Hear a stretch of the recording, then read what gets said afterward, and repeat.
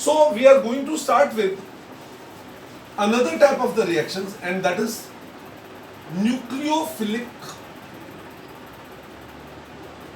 substitution reactions. Nucleophilic substitution reactions, जैसा कि मैंने अभी आपको ये बताया भी है कि it is a part of your +2 chemistry syllabus also, और इसके ऊपर हर साल एटलीस्ट 2 मार्क्स का क्वेश्चन आता है, इसलिए इसको बहुत ध्यान से समझिएगा बच्चे। नाउ न्यूक्लियोफिलिक सब्स्टिट्यूशन रिएक्शंस में मैं बात कर रहा हूं, देखिए जब मैं बात करता हूं, सपोज ये मेरे पास एक कंपाउंड है X, तो पहली बात तो ये भी न्यूक्लियोफिलिक सब्स्टिट्यूशन रिएक्शंस कौन सी होंगी, तो मैं कहूंगा कि that nucleophilic substitution reactions are those reactions in which क्या वन न्यूक्लियोफाइल रिप्लेस अदर, एक न्यूक्लियोफाइल दूसरे न्यूक्लियोफाइल को रिप्लेस करता है, one nucleophile replace other nucleophile. ठीक, जैसे सपोज ये आपके पास ये है CX, यहां पर इसके 3 ग्रुप लगे हुए हैं, से वो 3 ग्रुप है A, B, C, ये 3 ग्रुप है, यहां पे मैंने लगा दिए A, B, C। अभी मैं इसके मॉडल्स भी आपको दिखाऊंगा, बिकॉज इसकी मुझे आपको साथ में स्टीरियो केमिस्ट्री करवानी है इस आर्टिकल की। तो यहां पर कोई एक NU मतलब न्यूक्लियोफाइल आया और इसने इसके ऊपर अटैक किया, एक न्यूक्लियोफाइल आया और इसने इसके ऊपर क्या किया, अटैक किया।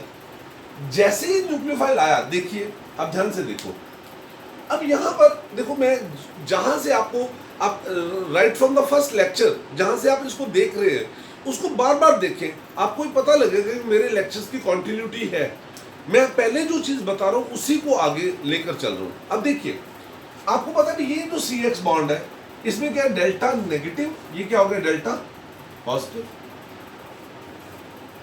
Partial negative and partial positive charge. तो दिस न्यूक्लियोफाइल, ये जो न्यूक्लियोफाइल है, ये न्यूक्लियोफाइल आएगा और इसके ऊपर यहां पर अटैक करेगा। वेरी सिंपल, बिकॉज इसको और कोई साइट ही नहीं है, it has to attack on this, इसको इसी कार्बन के ऊपर ही अटैक करना होगा, क्योंकि इसके ऊपर क्या पार्शियल पॉजिटिव मतलब इलेक्ट्रॉन डेफिशिएंसी है, एंड NU के ऊपर नेगेटिव चार्ज है, तो वो इलेक्ट्रॉन रिच है, तो इसने यहाँ पे आकर इसको अटैक किया, और जैसे इसने यहाँ पे इसको अटैक किया तो यहाँ से X ग्रुप चला गया, X group got departed of, निकल गया। ये X ग्रुप जैसे गया तो इससे क्या प्रोडक्ट क्या बना, प्रोडक्ट बना ये आपके पास से कार्बन था, इसके ऊपर लगे हुए ग्रुप कौन सा, A, B, C, है ना। अब इसके बीच में क्या ग्रुप लग गया, इसके ऊपर लग गया NU मतलब न्यूक्लियोफाइल लग गया, और साथ में ये जो X ग्रुप था वो X ग्रुप चला गया, X ग्रुप चला गया। इसका मतलब कुछ ये है कि NU minus has replaced X minus, NU minus भी एक न्यूक्लियोफाइल है, X माइनस भी एक न्यूक्लियोफाइल है, इसलिए hence it is NSR means, इसलिए हम ये कह सकते हैं कि ये जो रिएक्शन है वो क्या है, NSR means nucleophilic substitution reaction, ये न्यूक्लियोफिलिक सब्स्टिट्यूशन रिएक्शन। फंडामेंटली ये बात समझ आ गई भाई, ये न्यूक्लियोफिलिक सब्स्टिट्यूशन रिएक्शन। सुनो, मैं बार बार इन टर्म्स को यूज करूंगा अभी आने वाले 30-40 मिनट में, कि ये जो ग्रुप है, ये वाला जो ग्रुप है, this group is departing group, ये वो वाला ग्रुप है जो डिपार्ट हो रहा है, चला गया, निकल गया, और ये वाला जो ग्रुप है NU, ये है आपके पास अटैकिंग ग्रुप, अटैकिंग ग्रुप या अटैकिंग न्यूक्लियोफाइल, और X नेगेटिव जो है वो क्या है, डिपार्टिंग न्यूक्लियोफाइल, वो डिपार्टिंग न्यूक्लियोफाइल चला गया वो। नाउ अब मैं ये इस रिएक्शन को देख के अब आपको सभी को एक चीज का तो पता लग गया, क्या कि what are nucleophilic substitution reactions. तो nucleophilic substitution reactions are basically those reactions in which one nucleophile replaces the other nucleophile. Substitution का मतलब ये होता है भाई एक ग्रुप अपने ही ग्रुप तरह के दूसरे ग्रुप को रिप्लेस करती है, एक ग्रुप अपने ही तरह के दूसरे ग्रुप को बेटा रिप्लेस करता है, तो उसे हम क्या बोलते हैं? Nucleophilic substitution reaction. जब न्यूक्लियोफाइल करेगा, इससे पहले वाले लेक्चर्स में मैंने आपको करवाया था इलेक्ट्रोफाइल एरोमेटिक कंपाउंड्स की, तो क्या थी? Electrophilic substitution reactions. ये क्या हो गई? Nucleophilic substitution reactions. तो उसको हमने वहां पे डिटेल में स्टडी किया था। आज हम इस रिएक्शन को डिटेल में इंक्लूडिंग इट्स स्टीरियोकेमिस्ट्री डिस्कस करेंगे। मेरे हाथ में एक मॉडल है, मेरे हाथ में एक मॉडल है, तो ये मॉडल आपको विजिबल है क्या? यहां पर ये प्रॉपरली विजिबल है ये वाला मॉडल? देखिए, ये जो मेरे हाथ में मॉडल है ये टेट्राहेड्रल कार्बन का एक मॉडल है, ठीक है? ये एक टेट्राहेड्रल कार्बन का मॉडल है जिसमें एक ग्रुप ये कार्बन है, ये एक ग्रुप, ये दूसरा ग्रुप, ये तीसरा ग्रुप और ये चौथा ग्रुप, ठीक है? ये चार ग्रुप इसके साथ लगे हैं। This is tetrahedral. असल में बिकॉज कार्बन की ऐसी स्ट्रक्चर नहीं होती, प्लानर नहीं होती, इट इज टेट्राहेड्रल, ठीक है? तो मैं ये मानता हूं कि ये जो रिएक्शन है, कौन से वाली रिएक्शन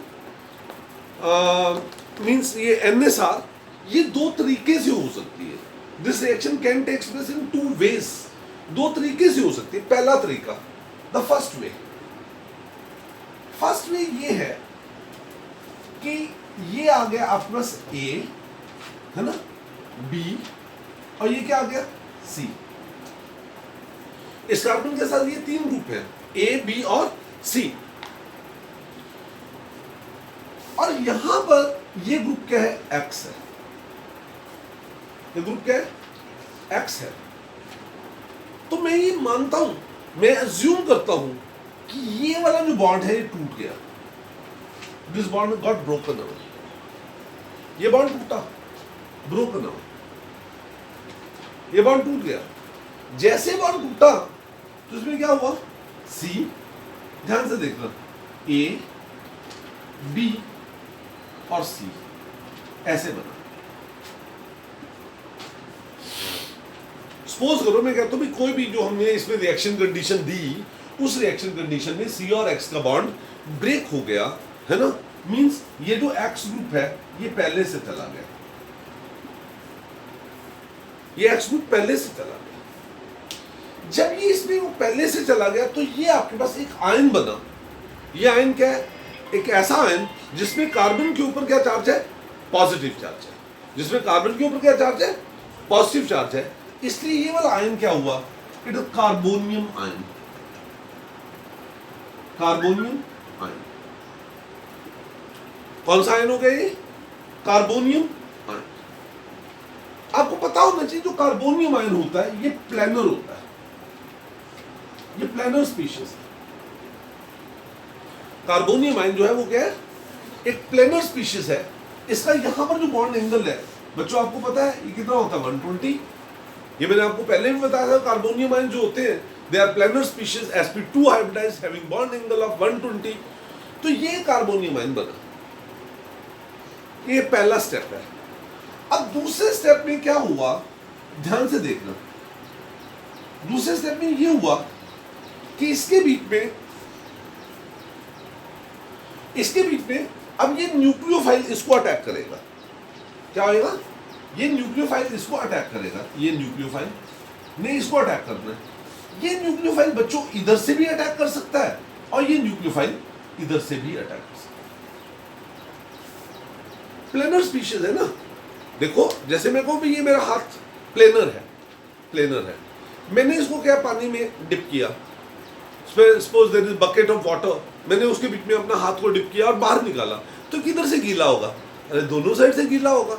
ऐसे कार्बोनियम आयन क्या प्लेनर है, तो उसके ऊपर न्यूक्लियोफाइल किधर से अटैक करेगा? अरे भाई इधर से भी अटैक करेगा और उधर से भी अटैक करेगा, दोनों साइड से अटैक। अगर ये दोनों साइड से अटैक करे तो ध्यान से देखना इसमें क्या होने वाला है।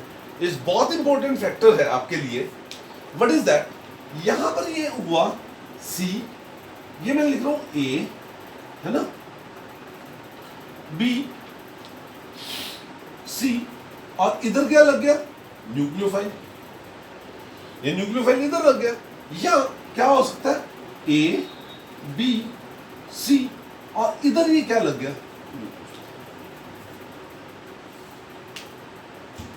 अगर मैं ये अज्यूम करूं कि ये जो कार्बन है इसके ऊपर लगे हुए जो ग्रुप ए बी सी, ये तीनों डिफरेंट हैं, ये तीनों डिफरेंट है, ए बी और सी, ये तीनों क्या है, डिफरेंट है। तो आपके पास ये और ये दो कंपाउंड्स बनेंगे, और ये दो कंपाउंड एक दूसरे के मिरर ऐसे होंगे। देखो ये मेरे पास ये दो मॉडल्स हैं, ध्यान से देखिएगा, एक ये वाला मॉडल है ना, और एक ये वाला मॉडल, ठीक। ये देखिए ये दोनों ग्रुप बने हमारे पास, और ये दोनों ग्रुप एक दूसरे के क्या है, मिरर इमेजेस, ठीक है। ये दोनों एक दूसरे के क्या है, मिरर इमेजेस है। अब ये मिरर इमेजेस कैसे हैं, जिनको सुपर इम्पोज नहीं किया जा सकता। देखिए अगर मैं इसके ऊपर सुपर इम्पोज करने की कोशिश करूं तो देखो कैसे हुआ। देखिए रेड के ऊपर रेड आएगा, ओके, येलो के ऊपर येलो आ रहा है, ये येलो के ऊपर येलो आ रहा है, ठीक है, और ब्लू के ऊपर व्हाइट, और व्हाइट के ऊपर ब्लू आ रहा है। अब जैसे मर्जी इसको घुमा के देख लो, ये वाला ग्रुप इसके ऊपर सुपर इम्पोज नहीं होगा। तो ऐसे दो compound which are non super imposable mirror images of each other, they are optical isomers, वो ऑप्टिकल आइसोमर्स है।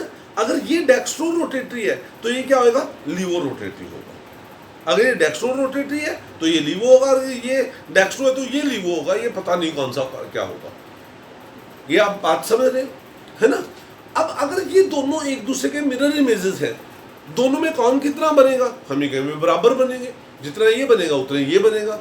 इसका मतलब ये हुआ कि we will get a mixture of these two, हमें इस रिएक्शन में इन दोनों का एक मिक्सचर मिलेगा, और mixture of the two optical isomers is racemic mixture. वो क्या होता है, तो इस रिएक्शन में, इस रिएक्शन के इस प्रोसेस के दौरान आपको क्या मिलेगा, यू विल गेट ए, क्या मिलेगा, रेसिमिक मिक्सचर, आपको रेसिमिक मिक्सचर मिलेगा। अगर रिएक्शन ऐसे होती है तो, अगर रिएक्शन ऐसे होती है तो, लेकिन दूसरा एक और तरीका है इस रिएक्शन को होने का, ठीक है। बस ये थोड़ा सा हल्का सा इसको समझ लो, आप बहुत सारे अच्छे क्वेश्चन इसमें आप कर पाएंगे। दूसरी पॉसिबिलिटी ये है, सुनिए, ये आपका सी है ना बच्चों, ए बी सी और ये एक्स, ये ग्रुप है। I'm just saying you what is the second possibility. Second possibility इसमें ये है, ये हुआ, अब इसके ऊपर ये न्यूक्लियोफाइल अटैक करने लगा, ठीक। तो बेटे आप एक बात को समझें कि ये वाला जो ग्रुप है डेल्टा पॉजिटिव और ये क्या डेल्टा नेगेटिव, अगर सपोज ये वाला बॉन्ड स्ट्रांग हो, ना टूटे, तो उसको तोड़ना पड़ेगा। यहां भी क्या था, वीक था, अपने आप टूट गया, लेकिन यहां पर वो स्ट्रांग है इसलिए उसको तोड़ना पड़ेगा। तो उसको तोड़ने के लिए ये न्यूक्लियोफाइल भाई साहब इसके बैक साइड से यहां से अटैक करते हैं इसको, ऐसे देखिए प्लीज, ये जैसे ये ग्रुप है, ओके, ये है ये, ठीक है। तो ए बी सी ऐसे तीन ग्रुप हैं इसके साथ, 1 2 3, ठीक है। सपोज ये कलर्ड वाला मैं ऐसे लिखता हूं, 1 2 3, ये दूसरा ग्रुप इसके ऐसे बैक साइड से अटैक करता है, ये बैक साइड से ऐसे इधर से ऐसे अटैक करेगा, ठीक है। अटैक करेगा तो ये वाला जो ग्रुप है, ये येलो वाला, ये यहां से चला जाएगा, ये बैक साइड से अटैक करेगा तो येलो वाला इधर से चला। लेकिन ये प्रोसेस ऐसे होगी, देखना ध्यान से, देखना ध्यान से, इससे ये एक इंटरमीडिएट बनेगा, और वो इंटरमीडिएट क्या है देखना, सी ए बी सी, इधर ये न्यूक्लियोफाइल लग रहा है और ये एक्स ग्रुप जा रहा है, मतलब it is attacking, it is departing. ये बॉन्ड ना बने और ना ही टूटा हुआ। अब ये इसका मतलब ये क्या होगी, this is a transition state, आपके पास ये ट्रांजिशन स्टेट मिल गई, ठीक है। और अब अल्टीमेटली क्या होना है, ये न्यूक्लियोफाइल इस कार्बन के ऊपर जब अटैक कर देगा तो इससे क्या होगा, अल्टीमेटली अगर रिएक्शन को कंडीशन मिल गई तो ये मिला NuCl BC, ये बन जाएगा, ठीक है। अब इसमें इस चीज को हम ऐसे इमेजिन करते हैं, देखिए बारिश हो, सपोज मैं छाता लेके जा रहा हूं, ठीक है, I am having umbrella with me, ठीक है, ऐसे अम्ब्रेला है मेरे ऊपर, ये ऐसे अम्ब्रेला, ठीक है, ऐसे सपोज ये ऐसे अम्ब्रेला, ठीक है। तो मैं इसको लेके ऐसे जा रहा हूँ, बड़ी तेज हवा आई, तो अम्ब्रेला क्या हो सकता है, कई बार ऐसे ये हो जाता है, ऐसे खुल जाएगा और खुल के ऐसे उलट गया। एग्जैक्टली यहाँ पे यही हुआ, ये ABC ग्रुप ऐसे थे, इसके ऊपर न्यूक्लियोफाइल ने अटैक किया और अटैक किया तो यहां से क्या हुआ, वो ग्रुप चला गया, that group got departed of. लेकिन ऐसा करने से वो जो उसकी कॉन्फ़िगरेशन थी वो उलट गई, इन्वर्ट हो गई, मतलब इसमें क्या हुआ, रेसमाइजेशन, रेसमिक मिक्सचर बना। लेकिन यहां पे क्या हुआ, it is inversion of configuration. ये क्या हुआ, it is inversion of configuration, इसमें कॉन्फ़िगरेशन इन्वर्ट हो गई, it is inversion of configuration, configuration invert. बच्चों मैंने आपको एक चीज करवाई है, and what is that, that is chemical kinetics. मैंने आपको केमिकल काइनेटिक्स की बात करवाई थी, और केमिकल काइनेटिक्स में मैंने आपको एक बात बताई, क्या कि molecularity of the reaction. Do you know what is molecularity of the reaction? Molecularity of the reaction क्या होती है? हम कहते हैं molecularity of the reaction, it refers to the number of molecules which are taking part in the slowest step of that reaction. भाई एक reaction के slowest step में कितने मॉलिक्यूल उसके हिस्सा ले रहे हैं, तो वो क्या होती है, वो उस रिएक्शन की मॉलिक्यूलरिटी होती है। अब अगर आप इस रिएक्शन को देखें, देखो इसमें एक ही स्टेप है, इस रिएक्शन में सिर्फ एक ही स्टेप है ना, जिसमें एक इंटरमीडिएट बन रहा है, और वो जो इंटरमीडिएट है ना, एक ही स्टेप है, इंटरमीडिएट बना, उसमें बॉन्ड टूट भी रहा है और बॉन्ड बन भी रहा है। इसका मतलब ये हुआ, इसके बीच में ये है सबस्ट्रेट, ये क्या होता है बेटे, सबस्ट्रेट। सबस्ट्रेट का मतलब जिसके ऊपर रिएक्शन होनी है, ये क्या है, रिएजेंट। तो उसको मतलब इसमें सबस्ट्रेट और रिएजेंट दोनों एक ही स्टेप में हिस्सा ले रहे हैं। इसका मतलब यहां पर अगर मैं इसका काइनेटिक डाटा लिखूं तो कहना है right this kinetic data like this, यहां मैं लिखता हूं rate is equal to K substrate और रिएजेंट, दोनों, सबस्ट्रेट भी और रिएजेंट भी। लेकिन अगर आप इस वाली रिएक्शन की बात करें, देखिए ये जो मैंने लिखी थी, इस रिएक्शन की बात करें तो यहां पे दो स्टेप है, इसमें दो स्टेप है। फर्स्ट स्टेप में ये वाला बॉन्ड टूटा और सेकंड स्टेप में वो बॉन्ड बना। रिमेंबर, याद रखना, बॉन्ड टूटना जो होता है ना, वो स्लो स्टेप होती है। अगर एक रिएक्शन में जहां पे बॉन्ड टूट रहा है वो क्या है, स्लो स्टेप है। इसमें ये वाला स्टेप स्लो स्टेप है, और इस स्लो स्टेप में सिर्फ एक ही मॉलिक्यूल हिस्सा ले रहा है। रिएजेंट तो फास्ट स्टेप में हिस्सा लिया। बेटे बात समझ गए या नहीं? इसका मतलब ये हुआ कि इस रिएक्शन के लिए क्या मैं लिख सकता हूं, rate is equal to K substrate raise to power 1। Reagent तो हिस्सा नहीं लेगा, है ना। तो इसका मतलब ये है कि रिएक्शंस दो टाइप से हो सकती हैं। मैं इसको रब कर रहा हूं, ये रिएक्शन दो टाइप से हो सकती है, कौन कौन सी? इस रिएक्शन को होने के दो तरीके हो सकते हैं, कौन कौन से हो सकते हैं? पहला क्या हो सकता है?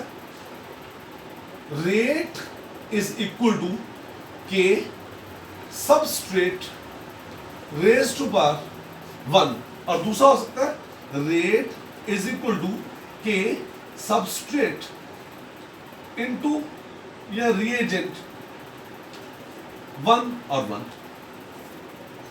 ये दो तरीके हुए। इसलिए ये रिएक्शन क्या हुई? यूनिमॉलिक्यूलर।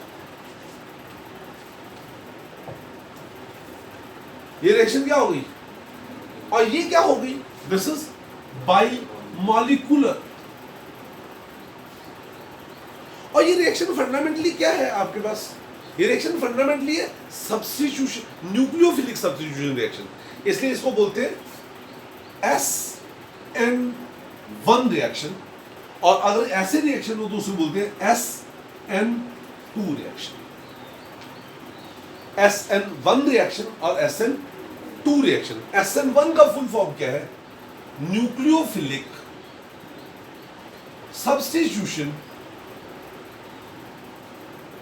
यूनिमॉलिक्यूलर। और SN2 क्या होता है? Nucleophilic substitution bimolecular. Nucleophilic substitution unimolecular और न्यूक्लियोफिलिक सब्स्टिट्यूशन बाईमॉलिक्यूलर। समझ आ गई? अब देखिए, चलो मैं आपको बताता हूं SN1 में क्या होता है। SN1 में क्या होता है? रेसमिक मिक्सचर इज फॉर्म्ड, है ना? इसका डिफरेंस हो गया ना, रेसमिक मिक्सचर इज फॉर्म्ड। और इसमें SN2 में inversion of configuration takes place. Inversion of configuration takes place. SN1 reaction क्या है? It is two-step reaction. लेकिन SN2 क्या है? It is single step reaction.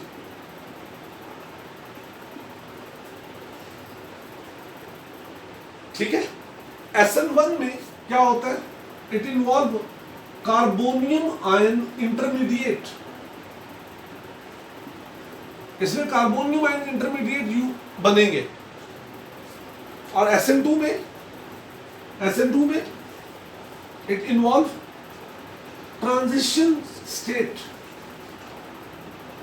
इसमें ट्रांजिशन स्टेट आती है, इसमें ट्रांजिशन स्टेट आती है। ठीक है? ये है आपके पास to step mechanism.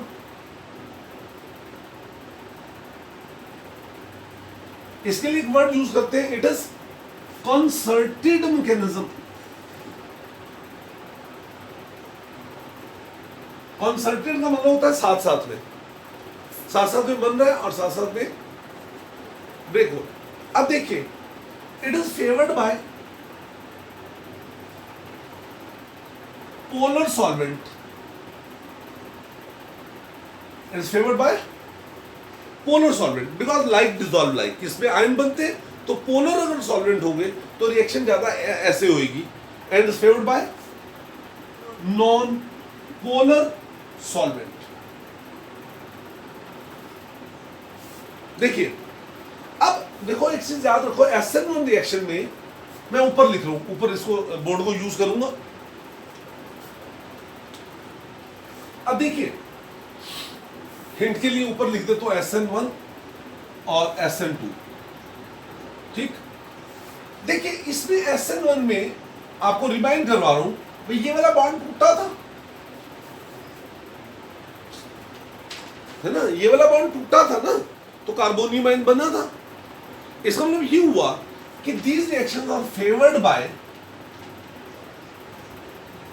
weak CX bond. अगर CX bond weak हो तो ये रिएक्शन फेवरेबल है। These reactions are favored by weak CX bond, है ना भाई। अगर मैं अल्काइल हैलाइड की बात करूं तो कहते हैं इसे RI is more than RBr is more than RCl is more than RF। भाई जो आयोडाइड है CI बॉन्ड उसमें वीक है, जल्दी से टूट जाएगा और रिएक्शन हो जाएगी, ठीक है। एंड अगर वो बॉन्ड स्ट्रॉन्ग हो तभी बैक साइड से उसको आगे तोड़ना पड़ता है ना। तो समझ it is favoured bye strong CX bond. मतलब क्या हुआ, इसमें RF is more then RCl is more then RBr is more then RI। भाई अगर आपके पास एल्काइल आयोडाइड होगा तो वो प्रेफरेंस ये शो करेगा भी वो SN1 रिएक्शन से हो उसकी रिएक्शन, और अगर वो क्लोराइड है या फ्लोराइड है तो उसकी प्रेफरेंस ये रहेगी कि वो SN2 रिएक्शन से हो। 2 पॉइंट्स और है, विद इन 2-3 मिनट्स हो जाएगा हमारा। SN1 रिएक्शन में कार्बोनियम आयन बना, आप समझते हो। SN1 रिएक्शन वो है कि जिसमें कार्बोनियम आयन बनते हैं। अब देखो कार्बोनियम आयन की जो स्टेबिलिटी, अगर इसका मतलब ये हुआ है एक रिएक्शन में ज्यादा स्टेबल कार्बोनियम आयन बन रहा है तो वो प्रेफर ये करेगा कि SN1 रिएक्शन हो जाए, है ना। तो it is favoured by formation of more stable carbonium ion, favoured by the formation of more stable carbonium ion, है ना। तो यहां पे हम क्या कहेंगे, that is favoured by the less stable intermediate carbonium ion.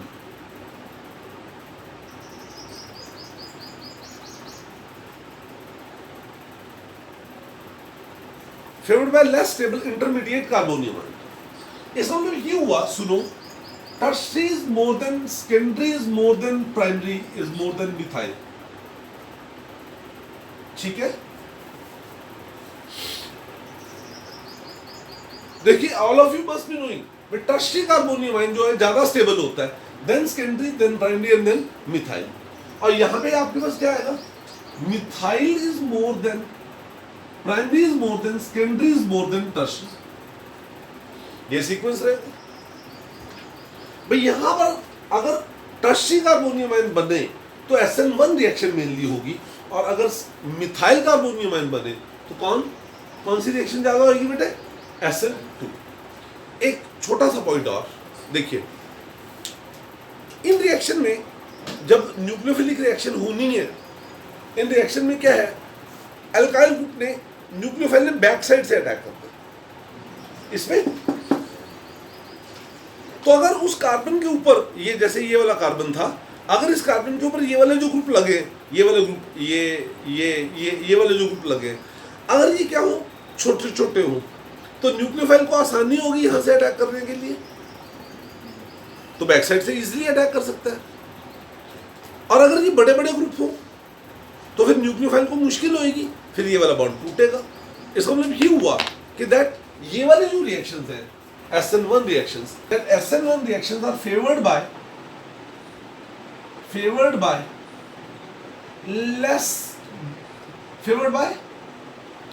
bulky groups attached to attackable carbon of substrate,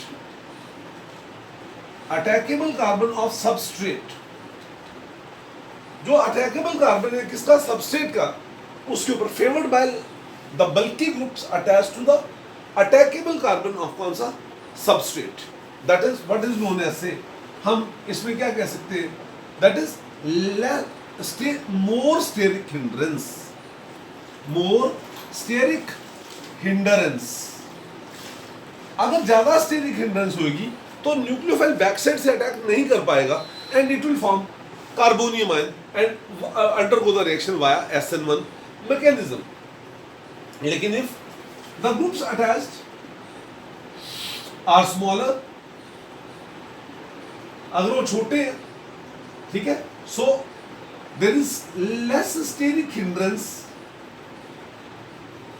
तो अगर लेस स्टेरिक हिंड्रेंस है, ठीक है, तो then attackable group can easily approach. तो इसका मतलब ये हुआ कि that they are favoured by, ये वाली जो रिएक्शन है SN2 reaction will be favoured by the less bulkier groups, means smaller groups attached on the attackable carbon of the substrate where the reaction is to takes place. I hope so कि that ये बात आपको समझ आई होगी। एक और छोटा सा पॉइंट और है, वो ये कि जो SN1 रिएक्शन है उसमें क्या है, कार्बोनियम आयन बनते हैं। You should be knowing that it is the nature of carbonium ion. Carbonium ion जब भी बनते हैं तो रीअरेंजमेंट उसमें पॉसिबिलिटी होती है। 1,2 magnesium, 1,2 hydride shift, 1,2 methyl shift, 1,2 phenyl shift, ऐसे काफ़ी सारी शिफ्ट्स होती हैं। ये मैं कार्बोनियम आयन वाला जो लेक्चर है उसके बीच में आप उसको डिटेल में देख सकते हैं। तो इसका मतलब ये हुआ कि जो SN1 रिएक्शन में अगर कार्बोनियम आयन बना तो उसके बीच में एक टेंडेंसी होएगी क्या, रीअरेंज होने की। तो means they have got a tendency to get, we may get rearranged product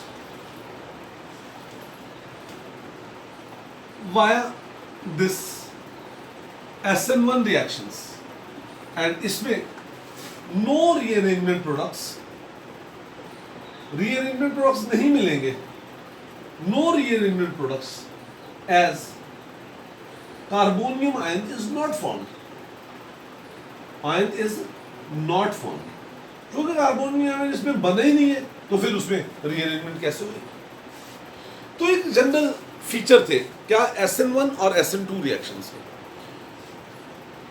dear students, मैं आपके साथ एक बात करना चाहता हूँ कि ये जो हमारा ये GOC का कंसेप्ट चल रहा है, इसके बीच में बात ये है कि बात थोड़ी होती है लेकिन उसकी प्रैक्टिस बहुत ज़्यादा होती है। जैसे मैंने इससे पहले आपको ESR इलेक्ट्रोफिलिक सब्स्टिट्यूशन रिएक्शंस करवाई इससे पहले वाले लेक्चर में। इस लेक्चर में मैंने आपके साथ कौन सी डिस्कस की है, न्यूक्लियोफिलिक सब्स्टिट्यूशन रिएक्शंस और उसके type SN1 SN2। I hope so that कि आप इनको फॉलो कर रहे होंगे। नेक्स्ट लेक्चर में मैं आपके साथ फ्री रेडिकल सब्स्टिट्यूशन रिएक्शंस करवाऊंगा and then it will be followed by addition reactions. Addition reaction ESR, NS, nucleophilic addition reactions, electrophilic addition reaction etcetera, वो सारे हैं। उन सभी को देखने के लिए आप इस चैनल को सब्सक्राइब करें और इसे ज़्यादा से ज़्यादा बेटा स्प्रेड करें, सो दैट कि most of you and your friends they may get benefited out of these wonderful, these valuable lectures. Thank you.